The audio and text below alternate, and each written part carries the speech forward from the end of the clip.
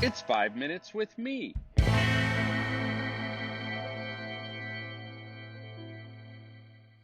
Over and over again, I see Christian leaders holding up balance as a biblical value, a goal by which we can live Christianly. And honestly, it angers me. Let me be clear.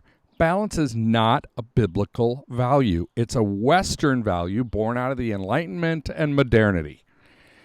I'm much more interested in sustainability and thriving. When I read Jesus' words, I have come that they might have life and life to the full, I don't hear balance, but I do hear sustainability and thriving. This issue comes up often in the coaching groups I run with youth workers, people whose lives are often, because of their never-ending nature of their roles, completely out of balance.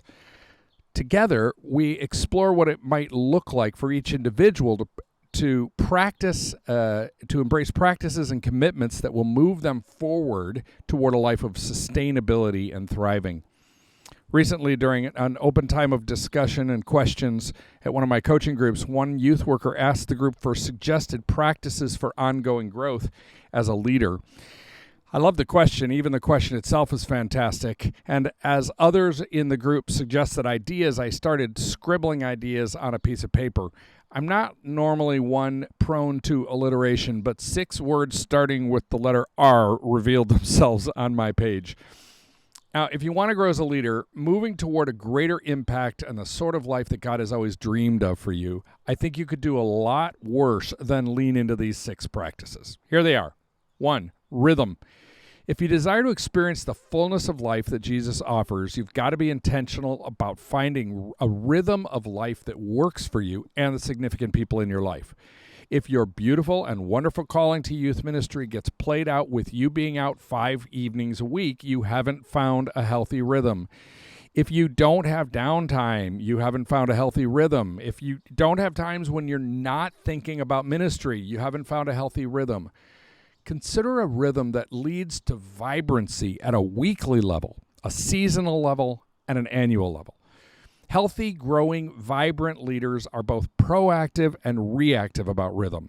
They plan and ruthlessly schedule rhythm, and they pay attention to 3 things: their energy levels, the fruit of the Spirit in their daily lives, and their levels of intimacy with core relationships. And when they discern any of those are out of whack, they make adjustments. Second, read. Sure, you've probably heard the saying, leaders are readers. It's tough to grow without reading. Put yourself on a reading diet. Make sure that you don't only read books that you'd expect to agree with. Often our best growth comes from being challenged to think in different ways. And don't only read ministry books, though include those also. Instead, read widely from many genres. I often find that fiction and nonfiction books from bodies of knowledge that are foreign to me, they are the ones that spark my most creative thinking. Third, risk. Just yesterday, I was coaching a youth worker and asked him, where are you taking a risk in your ministry this season? And where are you taking a risk in your personal life? He struggled to find a good answer, and we both knew that he was coasting. Friends, coasting equals no growth. Bluntly, there is no growth without risk. 4, renew. If you're in full tilt mode at all times, you'll soon be headed for a crash or a burnout. Check this. Even Jesus was intentional about withdrawing from his work and the crowds. Jesus left people unhealed, potential sermons unpreached, and miracles unmiracled. And remember, that Jesus is God with limitless power. Jesus wasn't a slacker, and clearly you need renewal if you're going to serve in youth ministry for more than a few weeks. Bottom line, healthy leaders find meaningful pursuits that provide recalibration, refreshment, and renewal. 3 more R words. 5, reflect. Great youth ministry requires adjustments that most often come from careful, contemplative, or strategic thinking. And that sort of thinking rarely happens on the fly while grabbing another large coffee at a drive-thru. Instead, great leaders make intentional time to reflect. This requires a discipline of slowing down at times. Finally, retreat. This last practice overlaps with some of the other practices on this list, particularly rhythm, renewal, and reflection. Growing leaders pull away for extended times on a regular basis. Short bursts of renewal and reflection are great, but real growth also requires extended retreat.